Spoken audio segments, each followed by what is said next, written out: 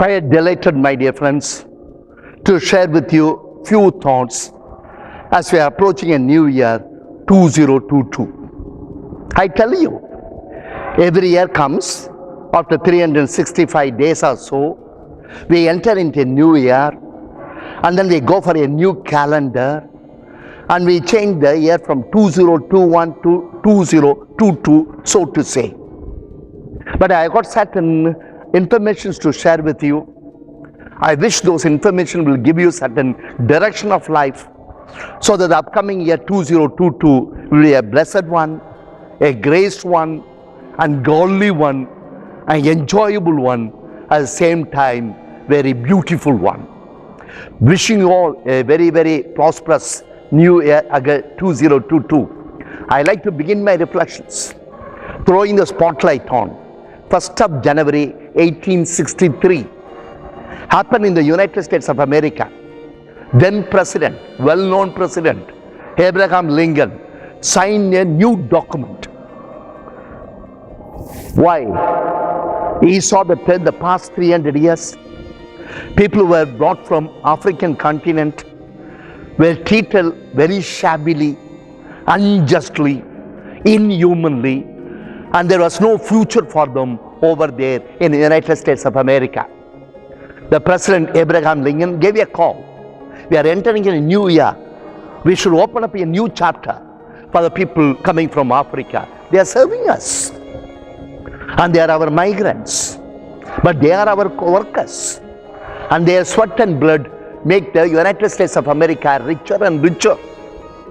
There he signed on the New Year's Day, 1863, as I said a little earlier, opening a new epoch. What's that one?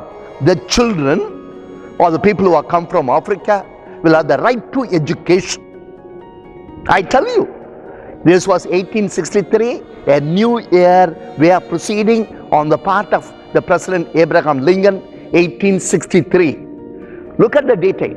In another 140 years later, in the year 2009, on the January the 20th, and that particular Afro-American, you know him, Barack Obama, took charge as a President of the United States of America. And it opened a new vistas and opened a new avenue for not only for the country of the United States of America, it snowballed and brought a new vibration all over the world. And I hope, I pray, I wish the upcoming year 2022 should be something like this for you and for me. Let me now move to another information. You will be highly surprised to know the new year was not celebrated from the beginning, January the 1st. And even at the time of Mary, Jesus, Joseph, when they were born, and that is 2000 years ago, and at that time the Christmas was March the 1st. And went on, February was the last month.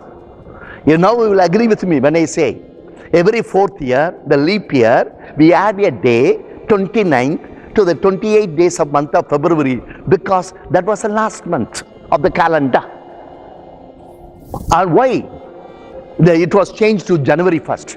In the year 46, in the very first century, then emperor, that is Julius Caesar, for the Roman calendar, he shifted from March the 1st to January 1st. And the missionaries who went from Rome across the world to preach the gospel of the Lord, they did not only take the gospel of the Lord, they also took the Roman calendar. Now it has become a universal calendar. Some places they say it's a Christian calendar. Not at all. It's a Roman calendar. And it's not a European calendar. It's only meant for Rome at the time. Now it has become universal. And it was accepted by the international community for the simple reason that the logic that was highlighted by Julius Caesar was quite acceptable, and the international community accordingly, correspondingly accepted the proposal to shift it to January 1st.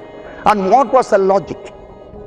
Julius Caesar threw the spotlight on the goddess by name Janus. Going by that particular name of the deity, the month of January was termed Januarius, Janus, January. And there was something speciality about that deity, Janus. Janus had two faces. And that particular deity had two faces. Julius Caesar gave this logic.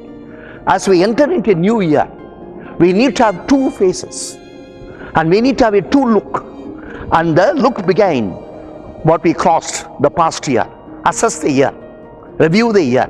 Learn from the past year. And still, in spite of all your blunders and failures of the past year, think of something new for the upcoming year, that is a front face. We need to have both the faces, both the looks, and both the perspectives, so that the new year will be something special. I like to end my reflection here. As we enter in the new year 2022, I am not going to propose one or two or three things. You take it for consideration or discuss and think about something else in your own respective families and societies and communities. You talk about what I am now sharing with you, and thereby make the new year a blessed one. Suggestion number one: before you enter in the new year, even if you cannot forgive the blunders done to you, against you, by one or the other, you cannot forget, but forgive the person. And thereby enter in the new year with certain freshness of your heart and mind. Suggestion number two: the last year, that is 2021, when you are not used anything which is found in your cupboard, in your desk, or on your table, or in your almirah, or in your room, which are not used any time down the last year 2021, before you enter into 2022, share with somebody, so that you have the blessing of God through them. Suggestion number three: on the New Year's Day, start at a new place. After all, wishing your family members and friends, dear and near ones, walk out of the street or the road where you are coming from. Move to a slum area. Meet a poor family. Share your joy with them and wish them all the best. And so that they also will have the joy of receiving you, and celebratingly they will enter into the new year 2022. I tell you, these are simple suggestions. You don't need to go by these suggestions, but the Spirit of God will inspire you. But have something concrete. Abraham Lincoln did it for United States. Julius Caesar did it for Roman Empire. You do it, I do it for our context. Thereby, let us make 2022 a graced one, a blessed one, a happy one, and a holy one. I wish you all the best and a very, very happy 2022. Thank you so much. Every pure intention ends when the